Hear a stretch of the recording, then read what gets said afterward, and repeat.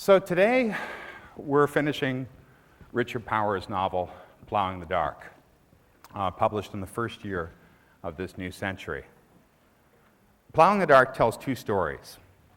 One is about a group of scientists and artists creating a series of progressively richer virtual reality rooms in a small room outside Seattle.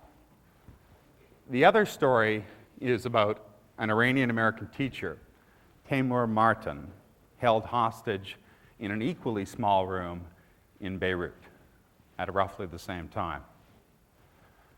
The novel tells these stories separately, but they're really the same story. They're both about the human need to create art, to imagine virtual worlds. Last class, I suggested that one reason that the people in these stories need art, and one reason that we might need art, is that art is a kind of consolation for existence, a consolation for the suffering of existence. So maybe art cannot help make the world we want, but maybe at least art can help us survive the world that we have. And like I said last class, that's not nothing. That's a pretty considerable something. But the strange thing is that none of you that I talked to after the class or who wrote me after the class were happy with that answer. Apparently, some of you believe that art is more than a consolation prize for being born human. Good. So do I. So let's try another answer. But let's not throw out the first answer entirely, because the characters in Plowing in the Dark clearly do use art as consolation.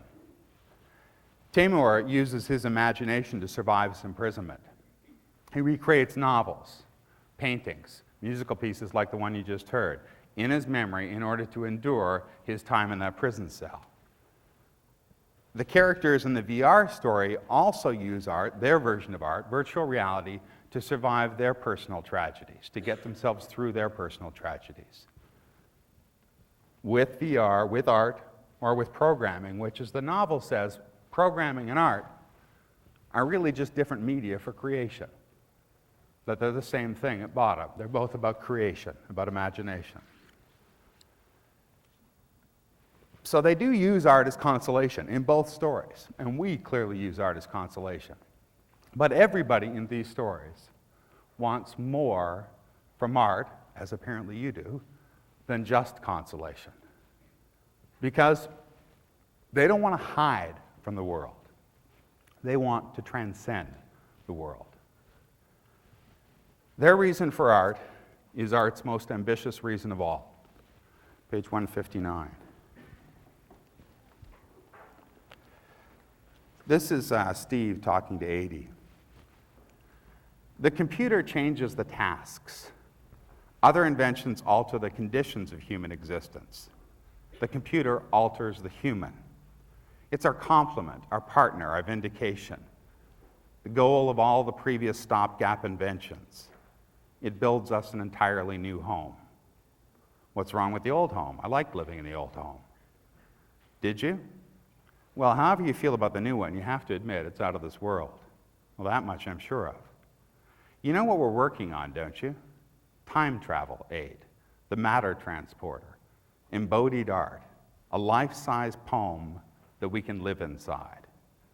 It's the grail we've been after since the first campfire recital, the defeat of time and space, the final victory of the imagination.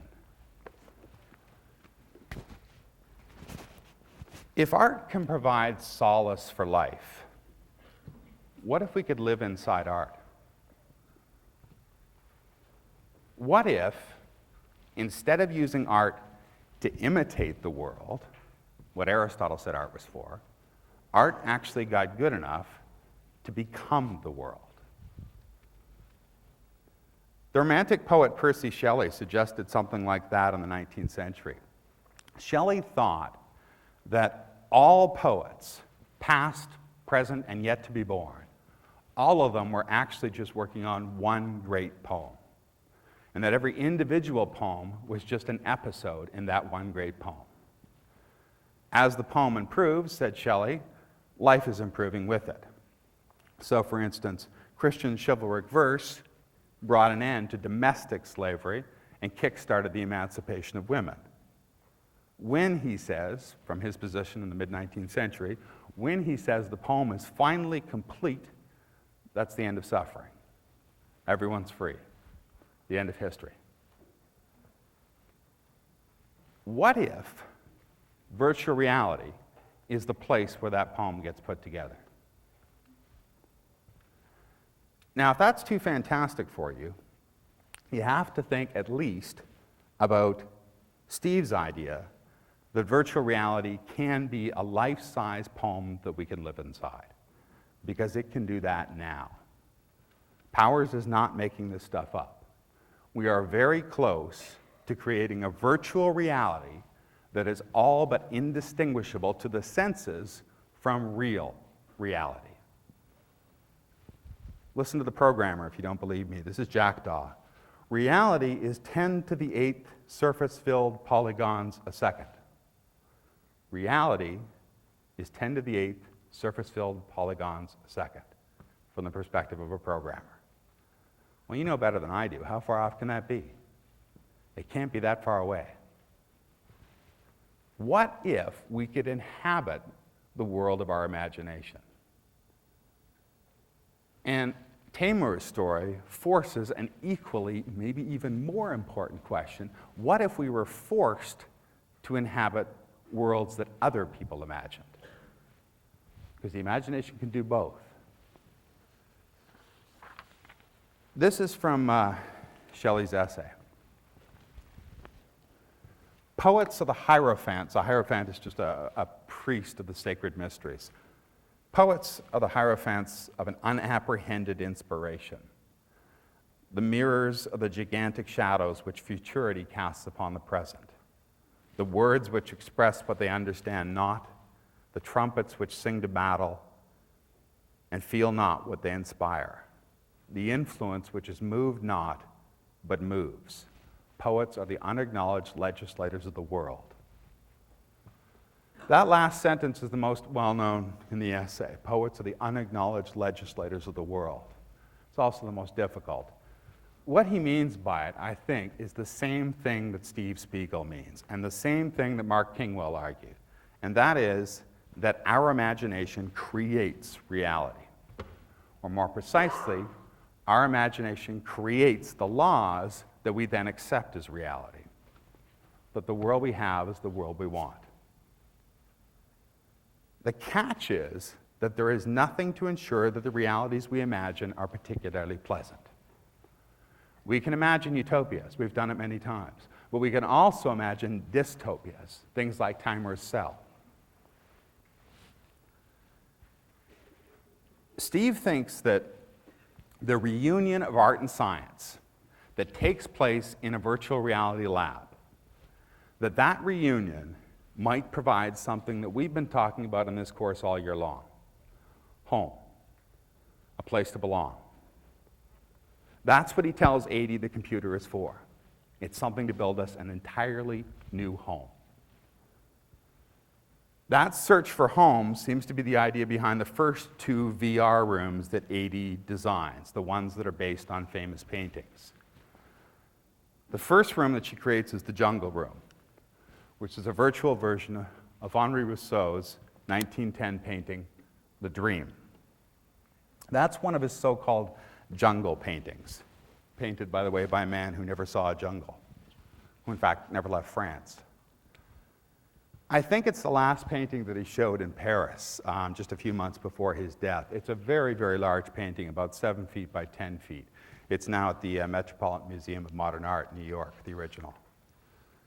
So 80 and the others take that, and they make of it a world that you can step inside. Page 67. The Jungle Room at the very top. The Jungle Room feels strangely familiar. Your eye recognizes the place at once, though it has never been there. Or say your eye has been there long ago, back before childhood's childhood, before your eye was even an eye. And say that you've toted this spurge around inside ever since, a keepsake of long-abandoned cover. Origins converge in the jungle room. Choose your myth of preference. The garden banishment, the wayward chromosome. Either way, this green is a return engagement. Nostalgia sprawls from the overgrown nooks. Life leverages every cranny. Moonlit creepers spread a welcome mat. The pennant of mangrove branches announces, Old Home Week. The jungle room is about nostalgia for origins. Genesis and the swamp. It's a representation of the primal home of Western religion and Western science. It's a place, as that passage is saying, that persists not so much in memory, but in the collective memory. It's familiar not to your eye, but to the eye that existed before you were you. It's the place we came from, the place that we crawled out of or got kicked out of, depending on which myth you believe in.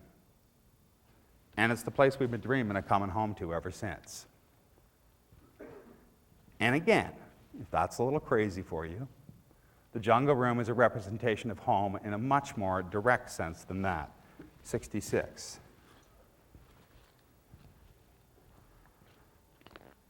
Midway through 66, they're talking about it. I'm talking about this painting, the room they made from it. Steve says, middle of the page, explain something to me, Aid. What exactly is the dame on the sofa doing in the middle of all this malaria action? Skip a few lines. She's listening to the music, obviously, to the spooky ebony guy in the day-glow skirt. No, Spider said. She lives there. She's some kind of jungle spirit, like the other, like him. Yeah, right, on a Louis-Philippe Daban? Rajan wavered. You white people do happen to notice that she's buck naked. No one heard Carl Ebbison enter the room until he snarled. Idiots. The woman is not in the jungle. The jungle is in the woman's living room. It grows in through her window while she dreams. As in fact Rousseau himself explained to a critic who asked what the woman was doing in the jungle. He said, she's not in the jungle, she's dreaming. So she dreamed all of this. A prize, by the way, to the person who can find the third monkey. You won't be able to do it from that image. But if you ever find it, let me know, because I've spent hours staring at this thing. You remember the passage? Suddenly they see a third monkey.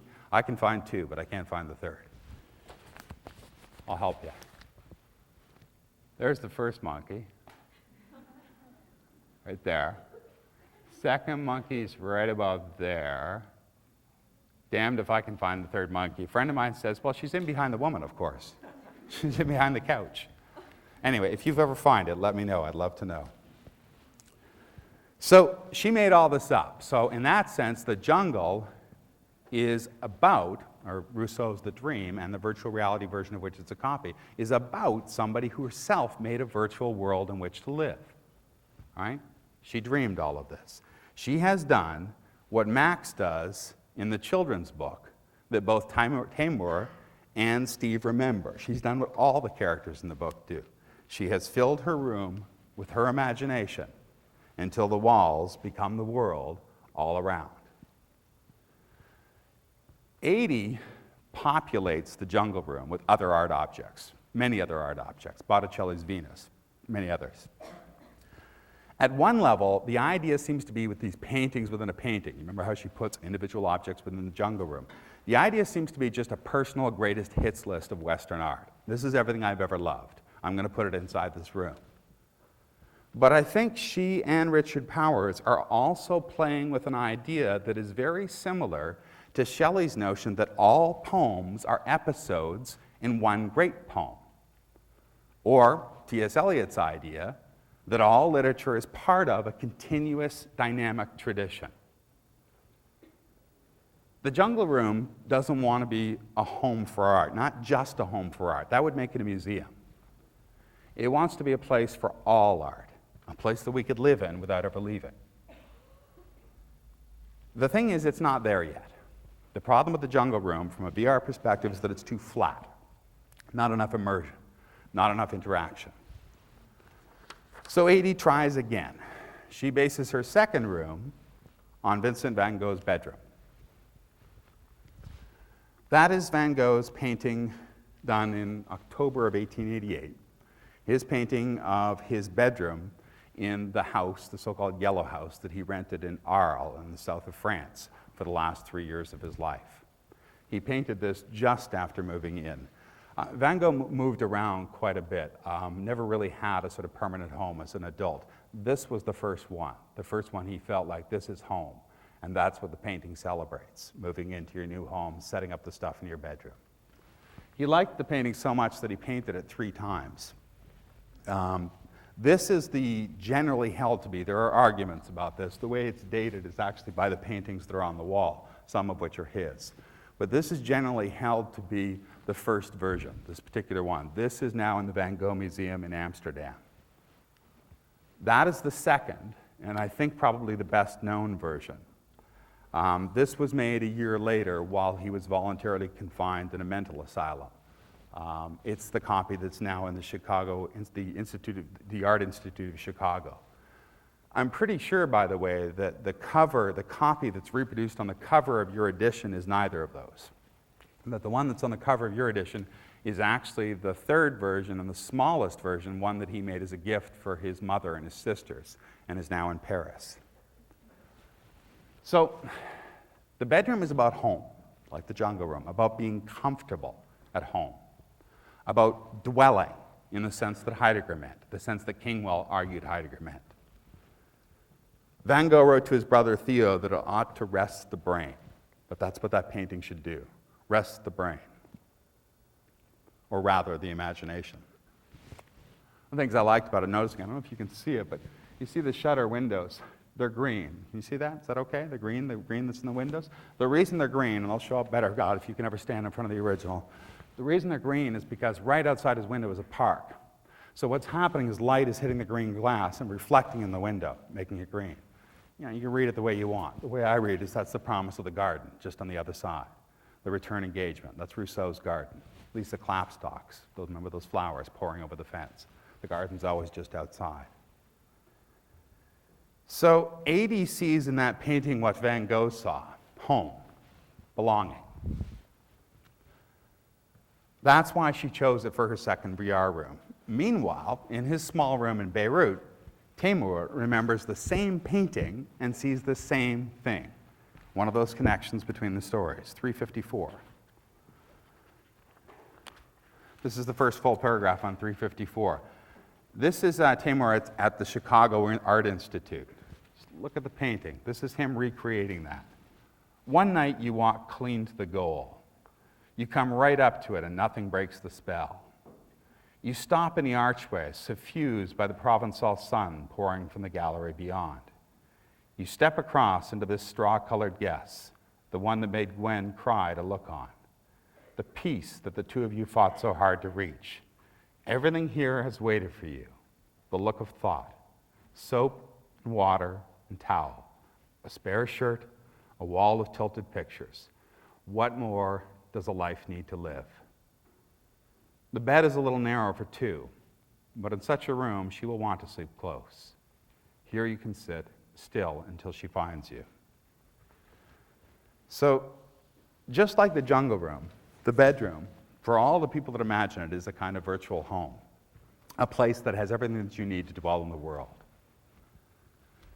It's richer than the jungle from a VR perspective. It's more interactive, more immersive. The room they build, you can walk into it, you can move things around, and they can touch you, and you can hear things because they add the element of sound to the room.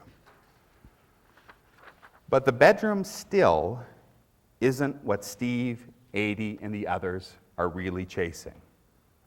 It might be a place to live in the world, that room right there. I could live there. That might be a place. But again, they don't want to just live in the world, they want to transcend the world. In the novel's own terms, the home that they're after is not in the world of becoming, the world of chance and change. It's in the world of being. So here, we have to just do a little bit of philosophy. The philosopher that Plowing in the Dark leans on throughout, and that's Plato. What are all those things? This is where I ask a silly question. You help me out by giving the silly answer. What are all those things? Pebbles? Bubbles. Okay, I drew them, so clearly therein lies the problem. Not the answer I was looking for. Circles, thank you. Okay, thanks for playing along. Now, they're circles. How did you know that? They're not all the same size. The idea of circleness. That's exactly where we're headed. They do look more like circles, like squares. But the question is, how is it that you recognize these different and apparently very badly drawn objects as circles when they're all so different from one another? What is it telling you that that little thing down there, which isn't even complete, is a circle, and is also telling you that that thing up there is a circle? I mean, they're radically different objects. Something must be telling you that they're circles, yeah. Because in our minds is the perfect idea of a circle. I don't even have to do this. You guys have already been to school. Okay, I'm going to do it again just because I don't remember it, okay? Plato would say, as you just said, that you know what they are because you have in your mind the idea or form of a circle. And that ideal form allows you to recognize any particular instance of a circle, including horribly drawn ones like those ones. So particulars are objects of appearances. They're objects of the senses. The forms are objects of intelligence. You can't touch them. They only exist up here. But Plato argues that the world of appearances, that world you can see right there, is less real than the world of the forms, the world of the ideas. Because that world is always changing. It's the world of becoming. The world is always becoming something else. The world of the forms is unchanging, eternal, and therefore, in his philosophy, more real. So the world of the forms is the realm not of becoming, but of being. These are traditionally written with capitals, becoming, being. If you want a real-world example, think of the ideal of justice versus any particular trial, right? No particular trial is just. Trials, criminal trials, all kinds of trials are compromises that we make against an ideal, the form of justice versus the particular instance of justice. So there are many different kinds of forms. I mean, nobody really knows how many forms Plato had in mind. The form of a circle, the form of a chair, the form of beauty, the form of justice. To Plato, the highest form was the form of the good. So that's Plato's theory of the forms in 2 minutes. It's all good? Okay. Apparently, it was rehearsal anyway. One more step. If particular things are lesser copies of their more real forms, then a painting of any particular thing is even less real than the thing. You follow? If particular things are less real than the form of the thing, then a painting of a particular thing must be, says Plato, even less real than the particular thing. So, way up at the top here, I didn't draw it because I can't draw it because I've never seen the form of the good. But if I could, up there would be the form of the good, okay? The form of chair, chairness, the idea of a chair. A particular chair from like, I don't know, where somebody's catalog. Looks like anyway. Particular chairs, and then a painting of a chair. In this case, Van Gogh's painting of a chair, okay? So that is what Socrates was talking about last class when he was here. Sounded weird. When he accused Homer of being 3 removes from the truth, okay? Down here is art, 3 removes from the ultimate truth, the good. And that's why Homer says painting is 3 removes, art is 3 removes from the truth. That's why Socrates, says that. And that is the other reason that Socrates regretfully decides that art has no place in an ideal political utopia. Because not only does art not teach us how to live any better, art cannot teach us how to govern a better in society, as we talked about last class, but it's also deceitful. It's 3 removes from the truth. That's Plato's argument. Okay. What if, Mr. Plato, what if artists don't actually copy things in the world of becoming? See, Plato thought artists copied that chair in the middle. What if artists don't do that at all, or at least some artists? What if instead artists copy things from the world of becoming? The world of being. The things that they see with their mind's eye, not the things they see with their physical eye. What if artists copy the forms? The form of a circle, not any particular circle. That would mean that a painting of a chair is only 2 removes from the good, not 3. And that would make a painting at least as true as a real chair. You follow me so far?